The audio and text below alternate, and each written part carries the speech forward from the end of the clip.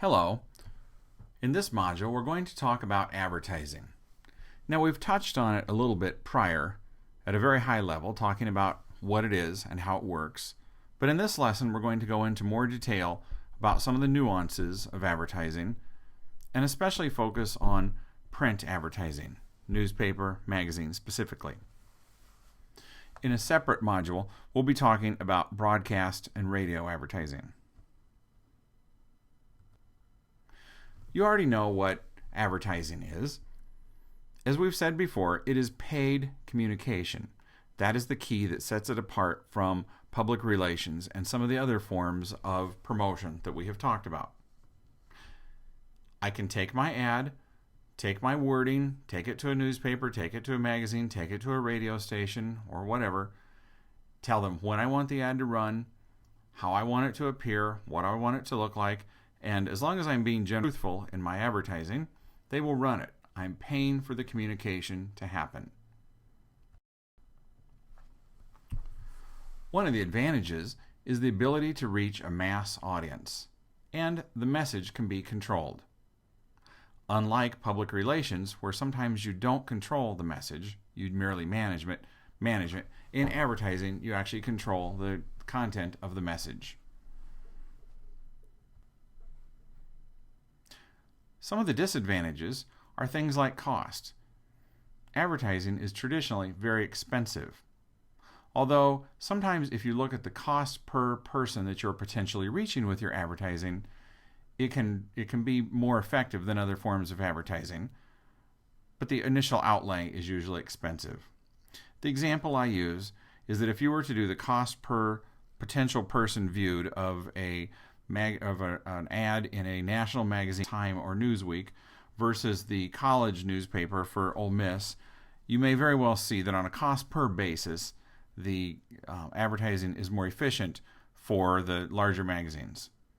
But still, the initial outlay is expensive.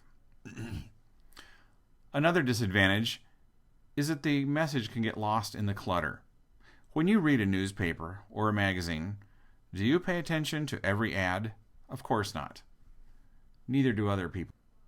It's also difficult to get direct feedback on your advertising, and sometimes it's not perceived as credible.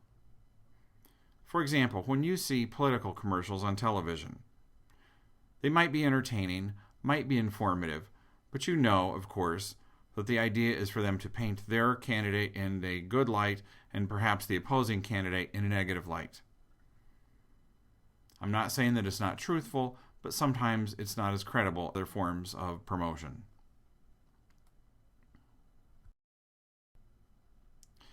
Specifically with advertising, there is print, newspaper, magazine, insert. The picture here is of, they're called freestanding inserts. Think of the things that fall out of the Sunday newspaper when you pick it up. The things that are not printed as ads within the paper itself, but they are included separately. Those can be very effective ways of generating attention, but it's also very easy to not notice them because you might be the type of person that picks up a newspaper and immediately removes all the ads and only focuses on the newspaper content. So there are both advantages and disadvantages, but be familiar with what a newspaper advertising insert is. Or again, in the industry, they're often called freestanding inserts. Advertising can be broadcast, television, radio, cable, dish, satellite. Again, we'll talk more specifically about those in a different lesson. There's internet advertising, banners, ads, video, and other things. Advertisers have become a lot more sophisticated with internet advertising over the years. In the early days of the internet, it was often just pop-up ads or things that would not really be targeted towards any specific group that would come onto your computer screen. The big trend now is towards video. Think of the websites where you go to access content, and before you can see what it is you want to see, you must sit through a 15 or 30-second video. Perhaps you can skip through it after a certain amount of time, But that's a very effective way of making sure that you at least notice the advertising.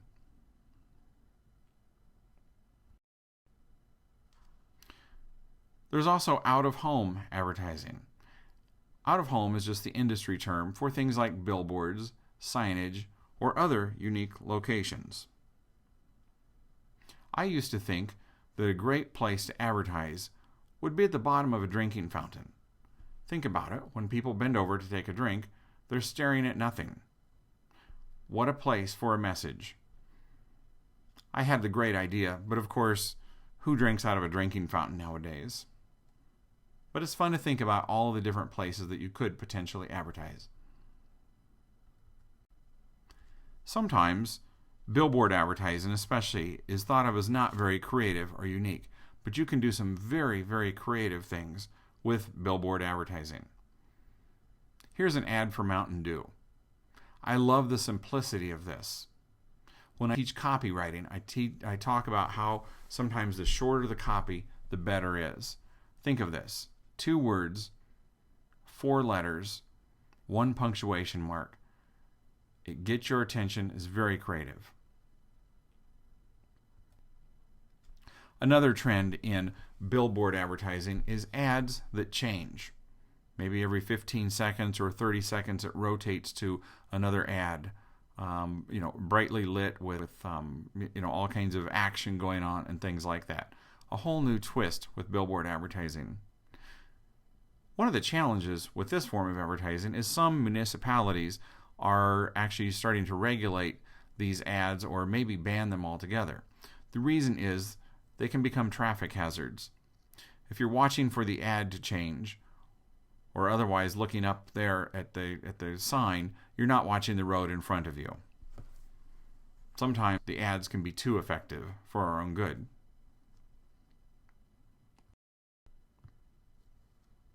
Advertising can do many things.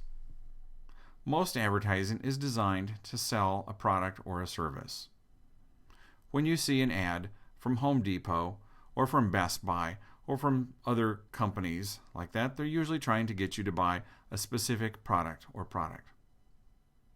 Sometimes the goal of ads is to inform or educate. Political ads or sometimes issue advertising is this way. I've seen ads recently from the beverage industry. The beverage industry is very concerned about attempts to restrict the sale of soda and other things in certain size containers. The beverage industry is trying to educate consumers that really shouldn't our choices about what we drink be be free choice, things like that. So the goal is not to make us go out and buy the soft drink. The goal is to educate us and try to sway our opinion. Sometimes the goal of ads are just to remind or to entertain. When you see the Mountain Dew billboard, it's not telling you why you should buy Mountain Dew. It's not telling you about the features and advantages and benefits of the product and things. It is simply reminding you that the product exists. Or when you see in, for example, Times Square or other places where there's signage on buildings, like this Pepsi example here, it's merely to remind you of the product. And of course, the goal of some ads is to entertain and to make us to provide things that are unique enough that we remember them.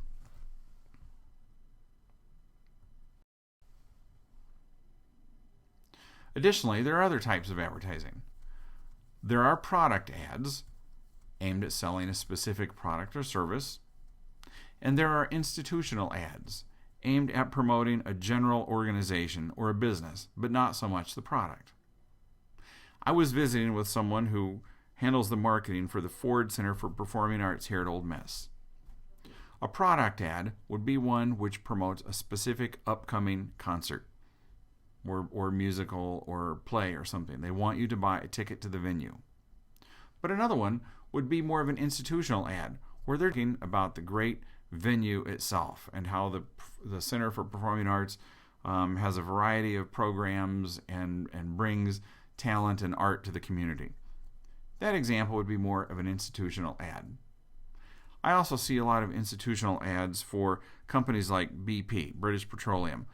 that are continuing to try to build goodwill among residents of the Gulf Coast. It's fun to look at trends in print advertising. Here's one from a couple of years ago. This appeared in People magazine. Welch's Grape Juice experimented with a lickable ad. Think about magazine advertising or print advertising in general.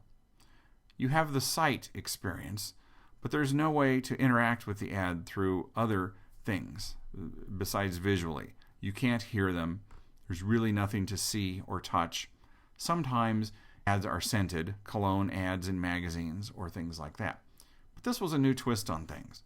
They wanted people to taste the grape juice. And so it was a print ad, and if you look at the little flap, you can lick the flap up, and you can lick and actually taste what the grape juice is like. Now, a lot of people go, ick, that doesn't sound very appealing. Or imagine if you're sitting in a doctor's office thumbing through People magazine and you come to the page where perhaps someone else has prior. Hopefully, with the way the ad is designed, though, you know if someone else has licked it or not, so you don't try to lick it as well.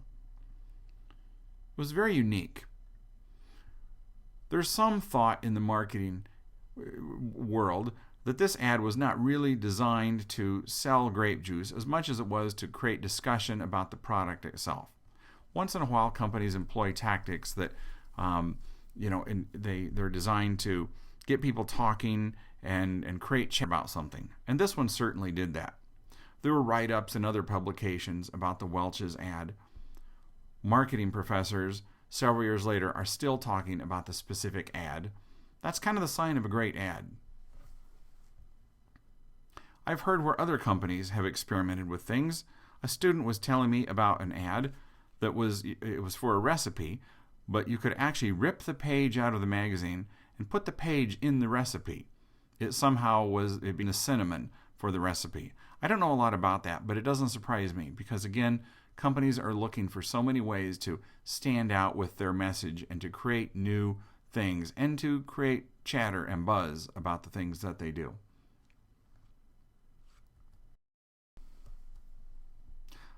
Another trend is towards product placement. For example, when Jay Leno had his 10 o'clock Central Time show, they would do different things with electric vehicles, and the vehicle happened to be sponsored by Ford. Now think about that. Ford could have bought traditional advertising on the Jay Leno show, or they could actually place their product within the show itself. One of the advantages of product placement is the inability to skip through it like you would a regular ad. If Ford had a 30-second commercial during the Jay Leno show, it would be very easy for you to skip the ad or not pay attention to it. But when it's part of the show, it's different. That's the same reason that it's no coincidence that everyone on American Idol is drinking Coke.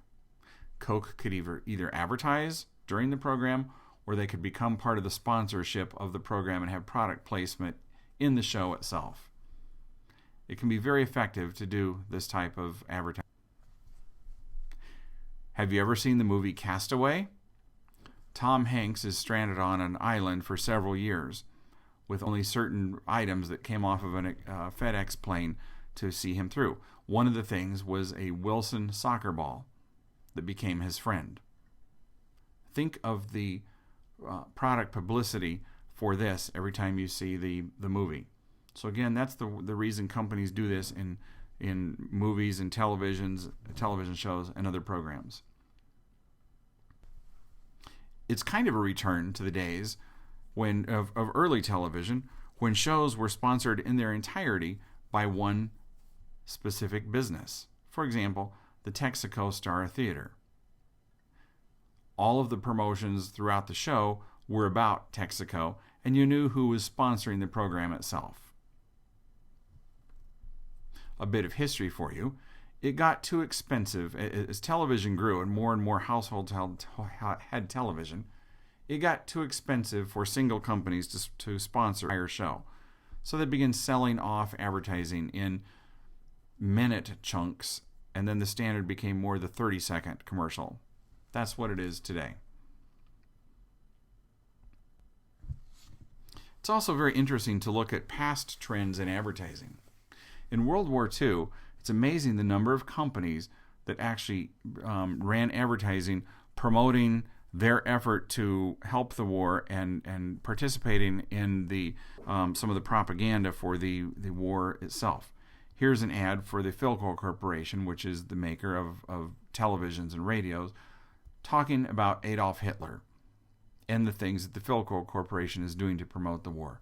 Can you imagine a company advertising like this today? Here's another ad from Western Electric talking about how they are providing communications for the war effort. Or Chevrolet talks about their contributions to the war effort.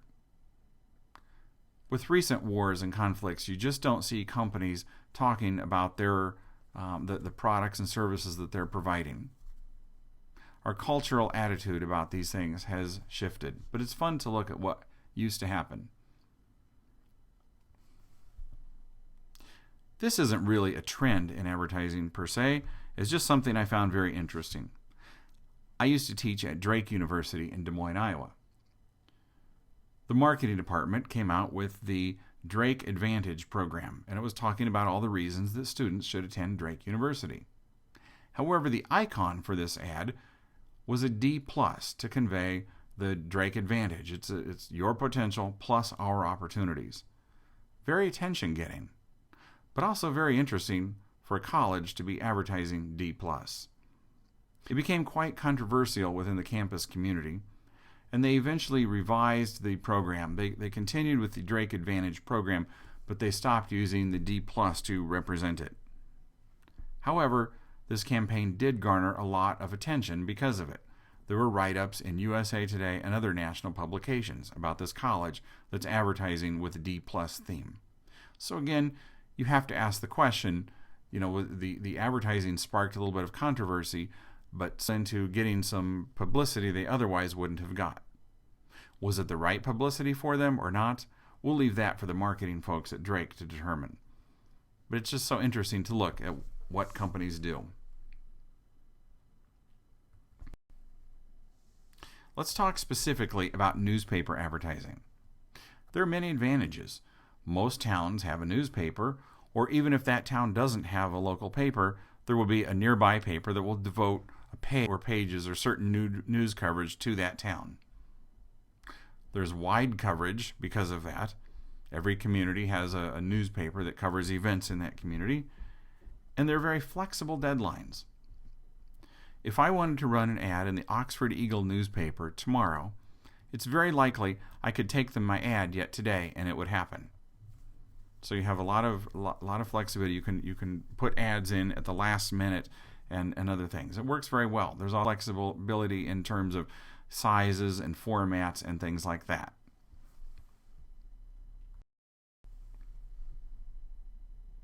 Some of the disadvantages, one of them is a short shelf life.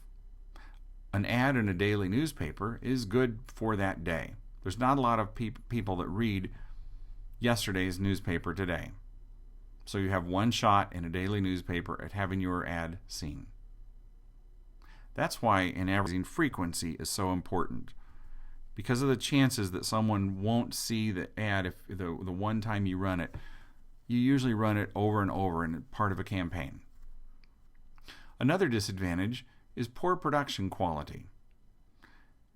In most newspaper, the images and the things like that are not as good a quality as in magazines. Sometimes newspapers themselves are of poor quality.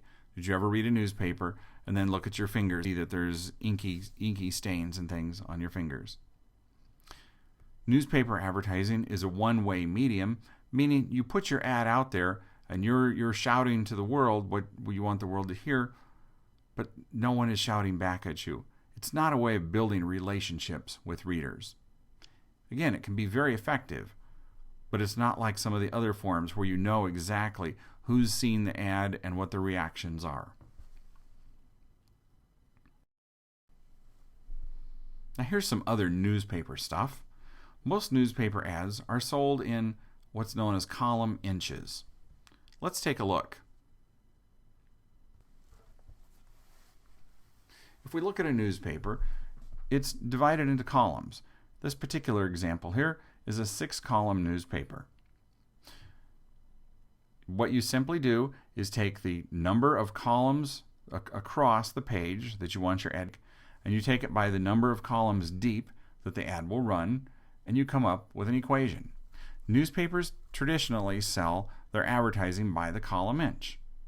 In this example, the ad takes up 3 columns by 2 inches deep for a total of 6 columns.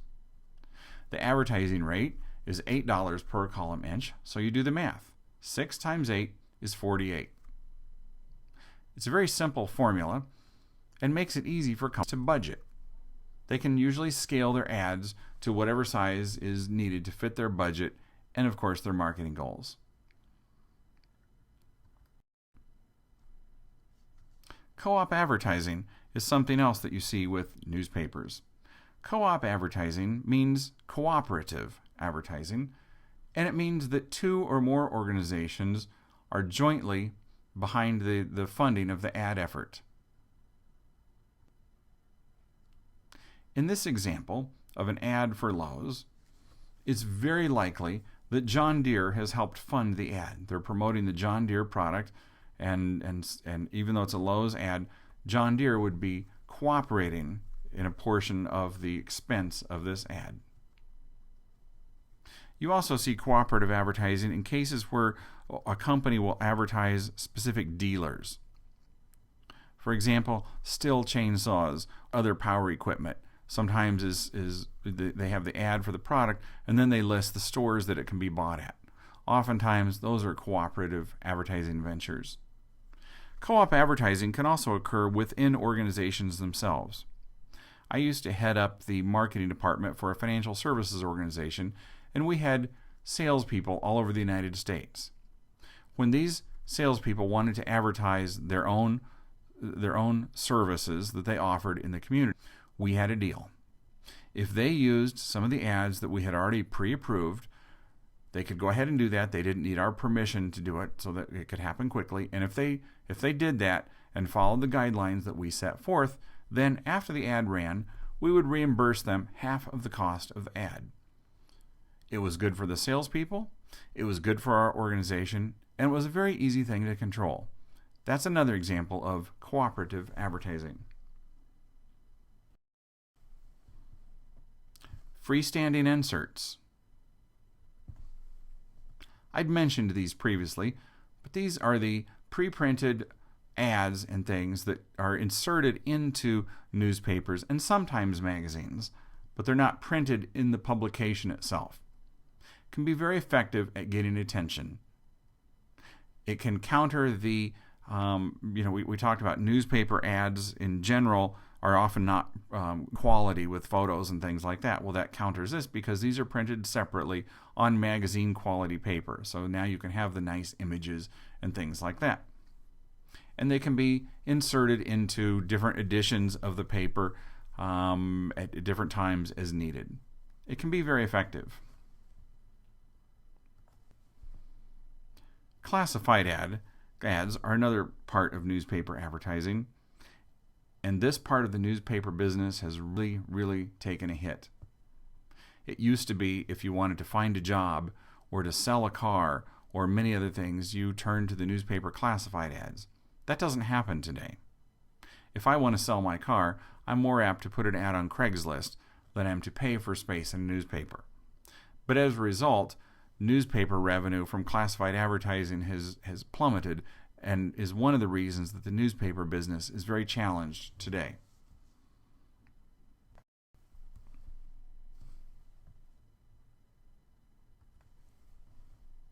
Now let's talk about magazine advertising. The advantages of magazine advertising is longer lifespan. Remember I said if I put an ad in a newspaper, a daily newspaper, it's good for a day. But if I put an ad in People magazine, that magazine has an issue date of a week. So in theory, anyway, that ad lasts a week. Or if it's a monthly magazine, it lasts a month. Now again, there's no guarantee anybody anywhere has seen the ads. But the longer that it is out there for them to potentially see, the better it is for advertisers. Some magazines also have pass-along readership, meaning someone reads the magazine and then gives it to someone else to read. Or sometimes the magazine's in a dentist's office or a doctor's office. It's one copy of a magazine, subscription, but many, many people are exposed to the magazine and thus potentially exposed to the ads themselves. Another advantage is the focused editorial of magazines. Most magazines have a theme, especially sports magazines and hobbies and things like that. For example, if I'm selling golf clubs, I could buy ads in Golf Digest and would have a better chance of reaching people that are interested in the product than if I were to just advertise in a general interest magazine or a newspaper. Magazines also have better production quality than newspapers, as we have already mentioned. Some of the disadvantages with magazine advertising, one of them is the lead time. Remember I said the flexible deadlines with newspaper advertising mean if I decide I want to run an ad tomorrow in a newspaper, I can probably still make that happen. Not so with magazines. Sometimes magazines they're usually planned months and months in advance. It's very common for the holiday issues of a particular magazine, for example, to be planned and in production in the summer before the holidays. So if I want to run my ad during the holidays, I better be thinking about it months in advance. Another disadvantage is cost. All things being equal, magazine advertising is usually more expensive than newspaper advertising for all the reasons that we have mentioned prior. The longer lifespan, the chance of pass-along readership, better quality, better ability to target, and other things. Let's look at some types of magazine advertising. There are general interest ads. These would be things like Time or People or Reader's Digest, magazines that a wide swath of the population potentially reads. Then there are special interest magazines. Think of magazines that revolve around specific topics like hobbies or sports or other interests. Wood Magazine is for woodworkers. Golf Digest is for golfers. Trailer boating is for people who like to go boating.